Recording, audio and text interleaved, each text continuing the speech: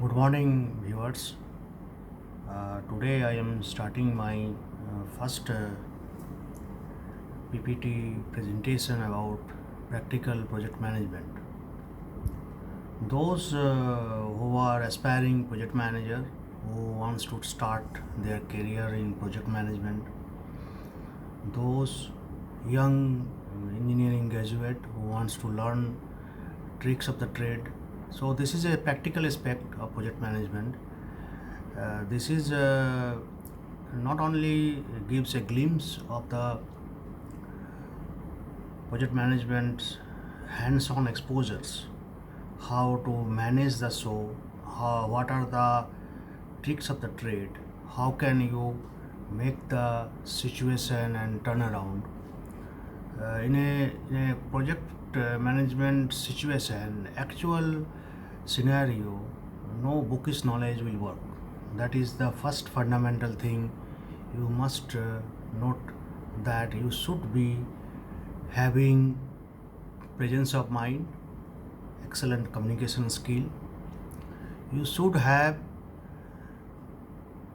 in-depth knowledge of the subject matter, for whom you are selected as a project manager. Moreover, your own presence of mind or your sixth sense works. I have seen in projects big, known and widely named project manager failed. At the end, he landed with huge cost and time overrun. I have seen in my life newcomers, energetic and having very good sense of humor and good communication skill succeeded. So, as per my view, the project management is strategically is not written in any rule book. You must have good command on the controlling part. Definitely, I agree on that. You should have basic knowledge on the planning methodologies, tools and tackles. But overall, the total conceptualization of the project and the bird eye view of the project control should be very much with the desk or within the review of the project team. Means if you have started a EPC project, how can you segregate? Anybody can tell that segregation of engineering part, procurement part and construction part. Any engineering part is hardly 2 to 3 or maximum 4% of a very big project. But mind it, this E part is by volume, if it is a 100 million project, $100 million, whatever I will look into and tell you the numerology or any monetary figure, it is in dollars, $1 million. So if you are dealing with $100 million projects, so your E part may be hardly 2 to 4 million. Maximum it will be 4 million to 5 million. Not more than 5% at any in a very complicated and highly process oriented project also it will not be more than 4%. What is the main key area where a project manager should strike, should think, where he can save money for the company, for whom he has been working, not company, but client, whosoever. Say if it is a lump sum turnkey project, it is the ball in your court. It is how you can save money so that your EPC company will be benefited. And there is always a memorandum of understanding, internal MOU between the project sponsor or whoever, the management, and between the project manager. That is called internal MOU in some company. Some company it is said that project handover certificate, handover protocol. That internal MOU also says you that if it is a very very tightly quoted project and very thin margin are there. And that even that case, they expect that you save minimum 10% for them. In worst case, 5 to 8% cash flow. And nowadays, particularly Indian and even Middle East and anywhere environment where lowest bidder gets the project, L1 gets the project, because normally technically qualified and disqualification criteria, those who, if you are having bidding of 10 bidders, out of that maybe 2 or 3 technically disqualified, but majority of them are technically qualified. In that scenario, your main aim is to save money by doing some action in the procurement.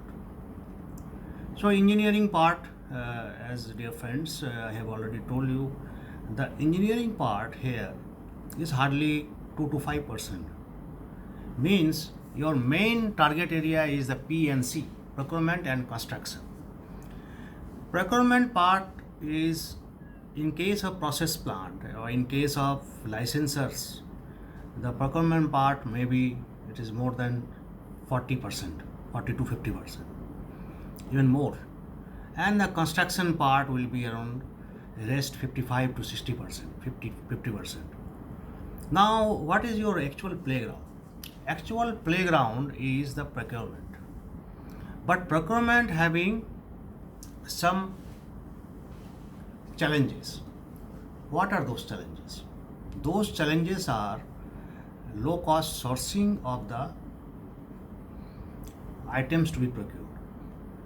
Those who are very much habituated with the project procurement guidelines, nowadays there are very serious notes about the procurement quality. So in the lump sum turnkey project, LSTK project, or any projects where the total cost and total risk to be borne by the EPC contractor, the branding of the procured equipments are already specified by the client. So for example, you want to have a power generation equipment, or you want to have a 3-phase separator for oil and gas. They already specified as per SAIL DEP standard, these are the standard brands we will go for. There are 4, 5, 6 brands in there. Then here, in some places, even they specify the internals of the equipments. Say in a 3-phase separators, there are internals. So internals origin also they specify. Or the total fabrication of 3-phase separator will be as per the ASME guideline or SAIL DEP standard. These all things are specified. So the procurement is basically, you can save money, but how to? These are all tricks of the project manager, which I will tell you. The low cost sourcing, considering no quality compromise, no compromise on the quality, no compromise on the logistic and supply chain management, means delivery of the material and equipment at site, and safety aspect. Overall, no project manager will love to bypass safety, because any unsafe act will give you a bad name, and your construction manager will be the first line of defense. He will be in a very bad shape who is reporting to you, and overall you are responsible for the project within the time frame and within the quality frame, considering the quality, health and safety aspect. It is not that you are executing a project with lot of near miss incident and maybe 1 or 2 incidents or accident, and then you are executing a project, which is not at all advisable, not at all advisable. And no project manager, no qualified project manager would like to have this situation. Now your playground is engineering, procurement and construction. So construction part, you should be well planned, you should have very competent construction managers, You should have very good site HSE personals, and you have a lot of toolbox meeting. Good, never compromise on the PPE of the person, the laborers, the technicians, the skilled, unskilled laborers working there, their PPE. So these are the area where you have a lot of chance to save money by subcontracting. But ultimately, if you squeeze the subcontractors at site, they will get squeezed, and they also want to get some profit out of that. So end of the day, the quality of the person, the quality of the technician, quality of the labor will be compromised. So your main playground to save money is the procurement. Procurement, also you have a very in between the lines, you have to see the tricks. And your contract, if you have some scope to get the same quality of material with equivalence of the specification, in that case you have little scope to get some money saved. Here money means what are your saving. Say if you have $100 million project, so of course 5 million is earmarked for the engineering part, say for example. So 45 million is your procurement budget. You should think of at least saving 7 to 10 million in that procurement part, so that your construction part should not get overloaded. And your construction part, you as a project head or project director, you are having some comfort line in the construction part. Because if you push yourself in the construction zone, so that all engineering part loss or the procurement loss will recover in the construction, then there is a big risk. The risk here, there are two risks. One is the surface risk, as a risk which is visible, and one is that inherent risk or incipient risk or latent risk.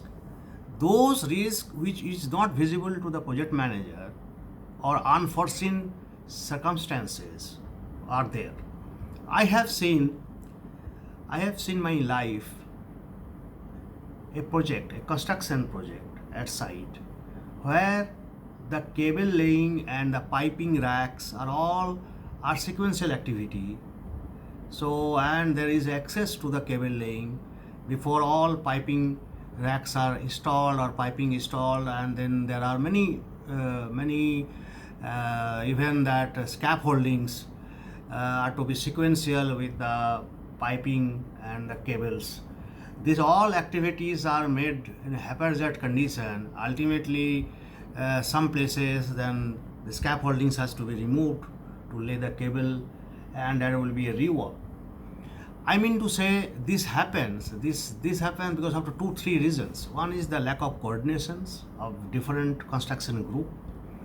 First is lack of coordination. Second is under pressure. If you have a lot of pressure, you are passing all the pressure. If you have a 36-month project, and then you are sleeping from the day one, you are sleeping you have given a lot of time for the engineering, and your MTOs and all things are getting ready is a very sluggish manner. So the procurement part also under lot of pressure. So the total time out of 36 months, if it is say 7 to 8 months is for the engineering, and rest is the procurement, because procurement's having some lead time. You cannot have the items ready on your own wish. It has to be there is a production line, and on production there is a lead time for everything. If you ordered a switch gear today, if you ordered a process say heat exchanger today, so from today they need minimum 2 months, 4 months. There is a lead time for all equipment to be constructed, because the guy who has got the order, he has to again go to his sub vendors, so supply those equipment to procurement items. So these all are the cycle, all having some lead time. Those lead times may be 2 to 4 weeks. It can be squeezed, but it cannot be like if you go in the fine morning, I need a 3-phase separator, I need a turbine after 4 weeks. You cannot have. There is a lead time. There is a lead time of 14 weeks you have to give. So here the main thing, all as per my experience, all the casual approach of engineering and procurement, delay, I'm telling delay, is getting pressurized at the construction stage. Everywhere this happens. Why? Not everywhere. Those who are professional project manager, those who can see, who can anticipate that loading part in the construction stage, they can think of those risk at the construction stage, those who all pressure to be vented out at the construction stage, and they can mitigate those risks at the engineering and procurement stage. Means if you have a schedule, try to do the schedule, all engineering activity approval from the client within the schedule. You get all the engineering POs placed within that schedule. You get all the procurement, all the ITT plan, even third party inspection, whatever, again, supply and dispatch, everything within the schedule, so that the construction part, your loading will be very less, because the more pressure you will put in the construction part and you squeeze the time of construction, then there is always risk of site based incidents, and your construction manager will be under pressure. And whenever there is a pressure that you give a target of lay pipe, say 500 meter a day of 18-inch pipe, something abnormal target if you give down the line, so then there will be a lot of pressure down the line, and those who are welder, technician, they will also do their just ritual work. But chances of quality, there are two aspects. One is the inspection, testing and commissioning. That okay, that if you have a radiography, 100% radiography, or some radiography, or hydro testing schedule, they will pass. But there is always in between the line the quality aspect. There is something called you pass mark, and you mark, you have a marks with distinction and outstanding. So these are the things. If you get a quality pass mark, the quality inspection pass, and something says that this welding or this commissioning activity passed with distinctions, means there is a no flaws, there is a no punch list, and there is a very less punch list. Things happen why there is a 4,000 plus punch list for a small commissioning activity. Why there is a 4,000 punch list for only electrical, then there are 10,000 punch list for mechanical, and this all that and that, so nuts, bolt, everything. Why? Because the all pressure comes to the construction and commissioning stage, pre-com, uncom, and procurement and engineering part. Basically, in a 36-month project, you have a target of say 32 months. This 4-month cushion, they are already at up. That procurement guy and the engineering guy, the 4 to 6 month cushion which you have already, they at up. There is nothing left for the construction guy. When it has been handed over to the construction guy to start up the activity, they have a schedule of set to 18 months.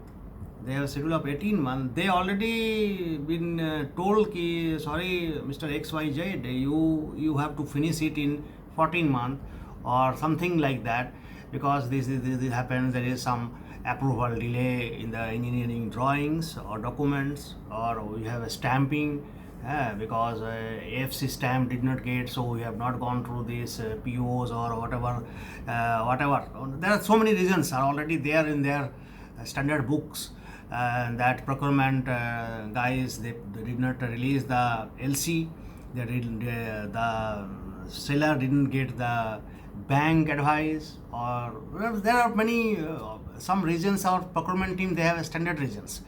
There are 4-5 standard regions, and project managers always cut, paste and stamp, give this to all standard project managers defense regions. But I am telling, as a holistic view, those who are in the learning stage and who are aspiring project manager, successful project manager, In the coming lessons, coming weeks, because my course, which I am going to teach project manager, PPM, Practical Project Management by Dr. Sanjay. This is nothing related to the theoretical aspect. It is a 90% practical tricks of the day. Day by day, you will learn those tricks, and I will share my total 30 years experience, those criticality and those very what I say, I'm not getting the word, which is a very rare tricks, how you can save the day by hitting those critical parts. There are, I suggest this is a big lesson. I plan to have a 24 videos of that, and there are 4 part, A, B, C, D. A part is the basic. It will be around 6 videos. Today is the introduction, so I just gave you more visual. There is no PPT here, and I will not go for big PPTs. I will have some very critical slides, very own developed slides and some dashboards, which I'll share with you in the right moment. Not right now, because dashboards and all, and that is PMO tools, you will not be able to understand. Those who are very young age, say 5 to 7 years or 10 years, project manager wants to be very project director or something big in near future, maybe next 10 years or 15 years.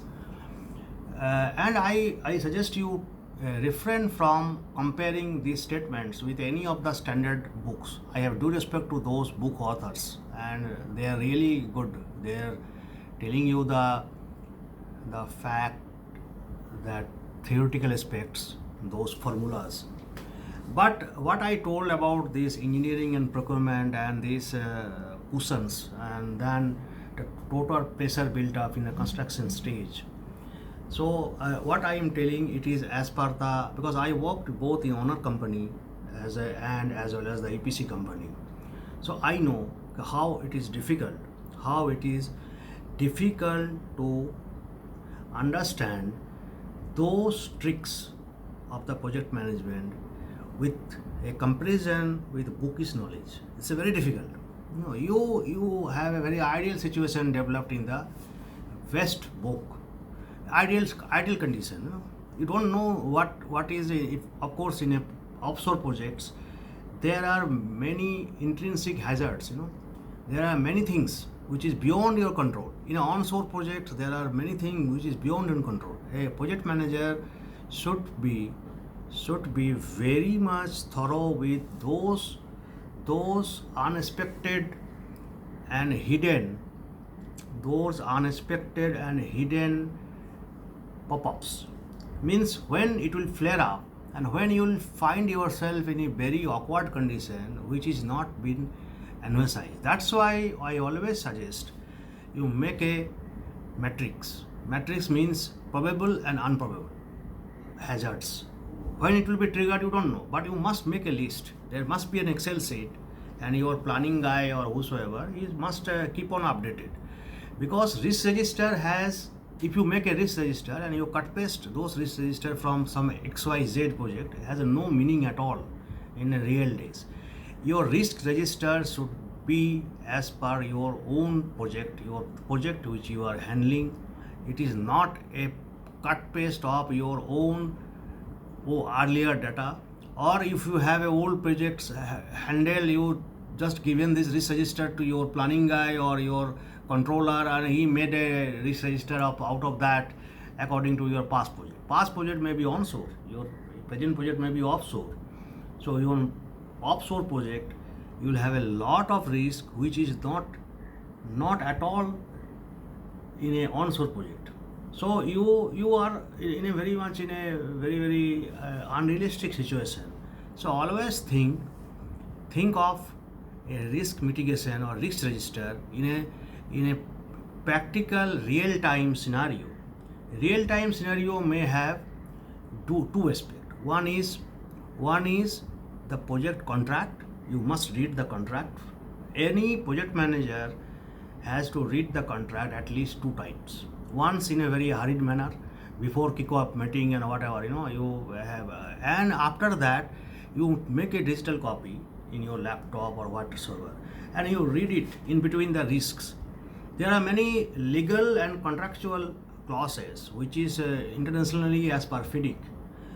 If it is a FIDIC, if you are a FIDIC expert, you understand those clauses, but you must think those clauses as per the risk register. If you are preparing a risk register, you must go through those clauses of the contract, and those clause has to be taken in the risk register and has to have a mitigation plan. So thank you very much for watching this video of practical project management introduction.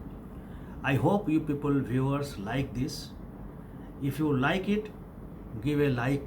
If you have any comments, you can give. I will try to improve my next video.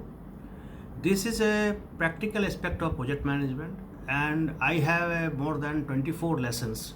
I will try to finish within 24. There are many case studies, 35 case studies, but I will give only 1 or 2 case studies in this 24 lesson. If time permits, I can increase the number of lessons, or if time is not there, then I will reduce it to another 4 or 5 lessons. Have a nice day. I hope that you enjoyed this session. Please have a look, and please give me candid comments about how to improve on what are the things you want to know. If you want to know about dashboards, I have some dashboards if you want, but right now I will not do anything. First 6 lesson will be only about the bird eye view, mostly my vocal or lecture. And after 6 lesson, if I see that there is some response, public response is good, then I will think of something which is related to the calculations, related to the cash flow management, and how to manage the cash flow, because you have the budget in hand, and how will manage the cash flow management, how will manage the positive cash flow of the project, how you will raise the PPC, how your PPC is correlated with the cash out and cash in.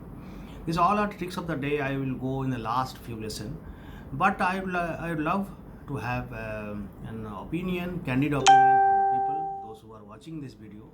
Thank you very much. Thanks for your time. Have a great day. Bye.